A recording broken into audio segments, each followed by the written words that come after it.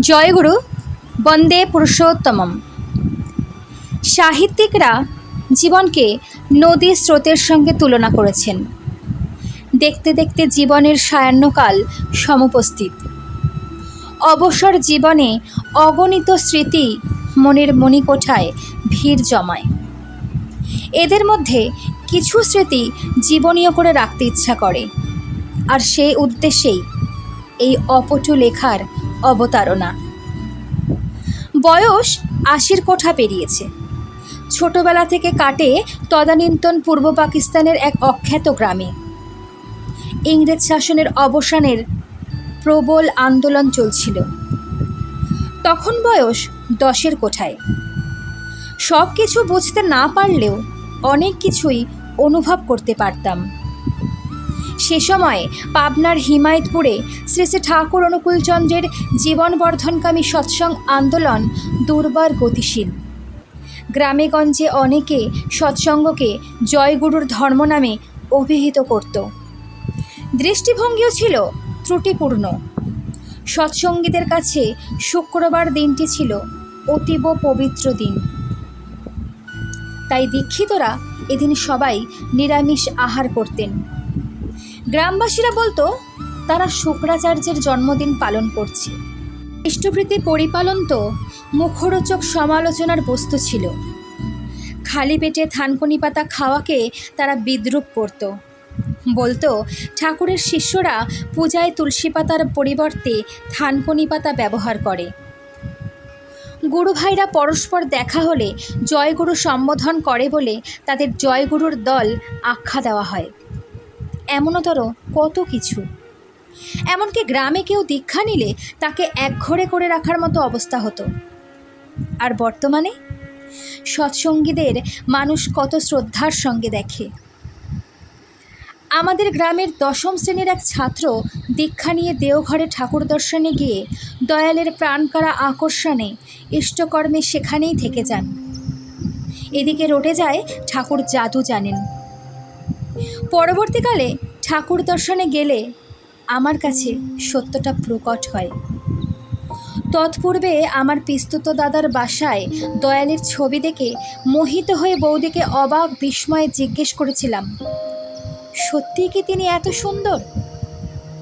পরবর্তী সময়ে ঘটনাচক্রে আমার দাদার উদার মানসিকতায় সম্ভবত ইংরাজি ১৯৬১ সনে গৌহাটির উলুবাড়িতে এক পেট্রোল পাম্পের কাজে যোগদান করি। তার ১ মাসের মধ্যেই সৎসঙ্গের অন্যতম প্রতিঋত্বিক বর্তমানে স্বর্গীয় রবীন্দ্রনাথ রায়দার মাধ্যমে শ্রী শ্রী ঠাকুরের সৎনাম লাভ করি।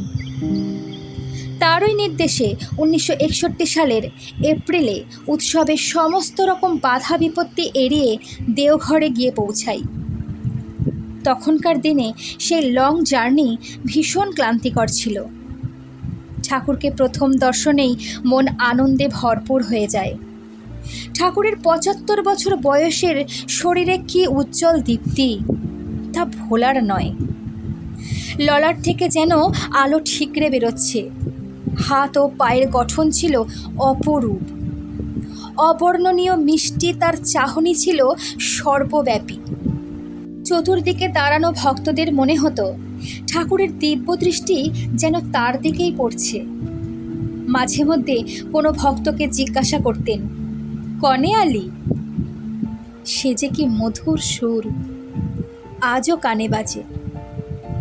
আনন্দ লহরী ছাপিয়ে পড়ত যখন তিনি হাসতেন। সর্বদা আনন্দের ঢেউ খেলা করত।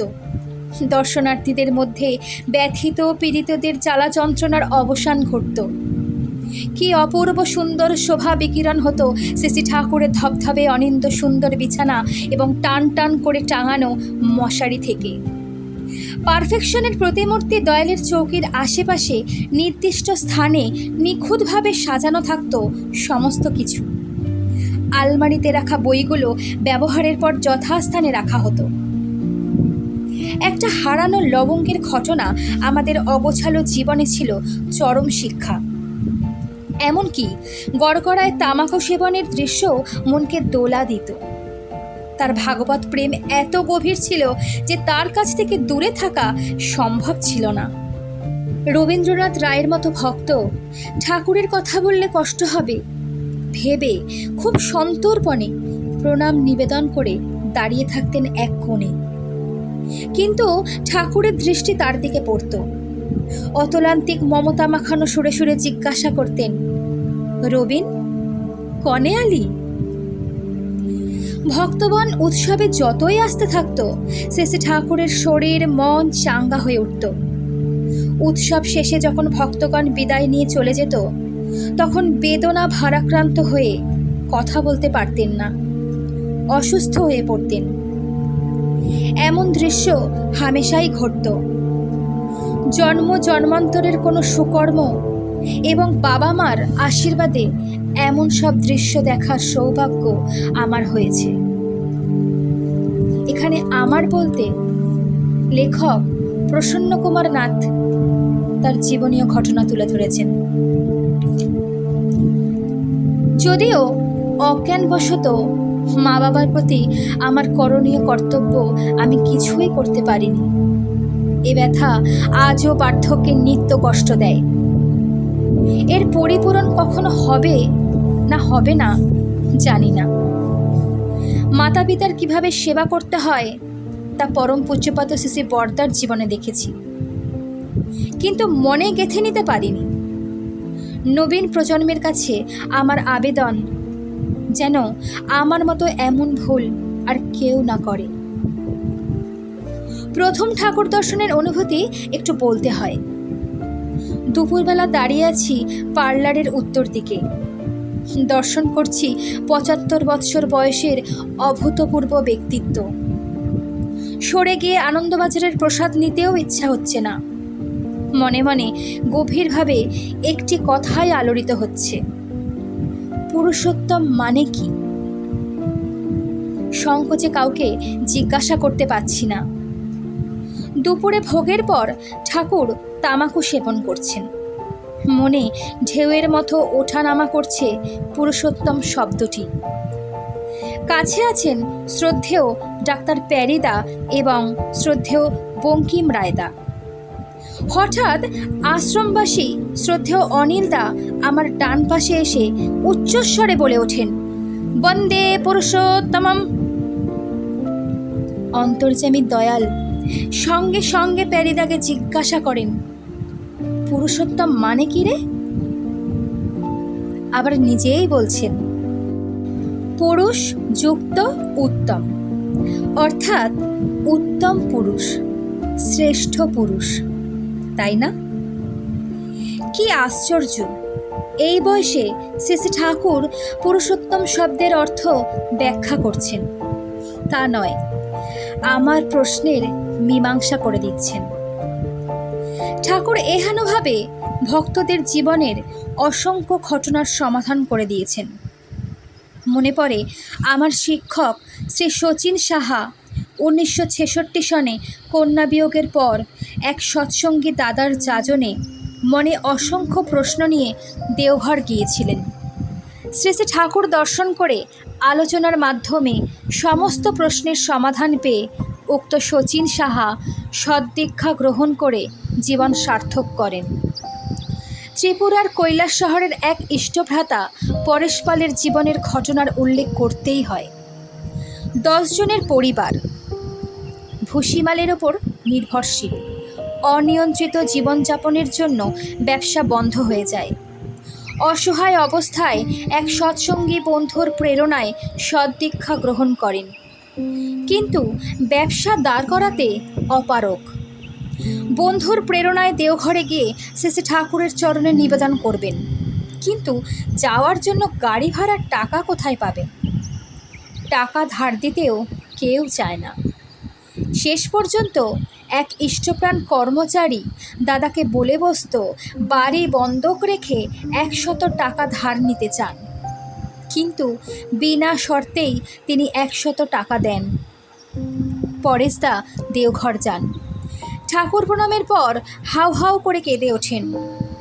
দয়াল তাকে এমনভাবে কাঁদতে দেখে একজনকে পাঠান কান্নার কারণ জেনে আসতে। জানার পর জিজ্ঞাসা করা হয় তাকে, মানুষ যেখানে আছাড় খেয়ে পড়ে সেখান মাটি ধরে দাঁড়ায় না অন্যত্র গিয়ে দাঁড়ায়? তিনি যখন বললেন যে ওখানেই মাটি ধরে দাঁড়ায়, তখন আদেশ করেন ওই ব্যবসায় আবার শুরু করবে। ভরসা পেয়ে বাড়ি ফিরে আসেন, কিন্তু ব্যবসা শুরু করার টাকা কোথায়? এক সদাশয় ব্যক্তি তার অনুরোধে 20 টাকা ধার দেন। তিনি কৈলাস শহর থেকে হাঁটা পথে অন্য ব্যবসায়ীদের সাথে 20 কিলোমিটার দূরে এক বাজারে গিয়ে 20 টাকা দিয়ে 1 বস্তা শুকনো মরিচ নিয়ে আসেন। বিক্রি করে 40 টাকার কিছু বেশি পান। ধারের টাকা ফিরিয়ে দিয়ে অনুরূপভাবে ব্যবসা করে একসময় প্রচুর টাকা রোজগার করেন। তার দয়ায় ব্যবসা উত্তরোত্তর বৃদ্ধি পায়। নিজেও ইষ্টপ্রাণ হয়ে ওঠেন। ত্রিপুরার 2-1টি ঘটনা উল্লেখ করছি। শ্রী শ্রী ঠাকুর যে বৈশিষ্ট্যপালী আপ্রয়মান পুরুষোত্তম, তা বুঝতে অসুবিধা হয় না। উদয়পুরের জনৈক ইষ্টভ্রাতা অমল নন্দিদা একটি কারবারের আশীর্বাদ নিতে যান দয়াল সমীপে। তিনি তার কথা শুনে পোড়া মাটি অর্থাৎ ইটের ব্যবসা করতে বলেন। তার আশীর্বাদে পরবর্তীতে তিনি পর ব্যবসায়ী হয়ে ওঠেন। ত্রিপুরার দক্ষিণাঞ্চলের বিলোনিয়ার বাসিন্দা সহপ্রতিরত্বিক বীরেন বৈদ্যদা। ছেলের অঙ্কন শিল্পে দারুণ হাত। শ্রী শ্রী ঠাকুরের আশীর্বাদ নিয়ে শান্তিনিকেতনে ভর্তি করাবেন। ছেলেকে দেখে ঠাকুর মেডিকেলে ভর্তির নির্দেশ দেন। পরবর্তীতে সে একজন খ্যাতনামা ডাক্তার হয়ে ওঠে। এরকম যে কত হাজারো ঘটনা ভক্তদের জীবনে ছড়িয়ে আছে তার কুলকিনারা নেই। তাই তো তার শ্রেষ্ঠ ভক্তরাও তার মহাজীবন পুরোপুরি লিখে উঠতে পারেনি। জয় গুরু।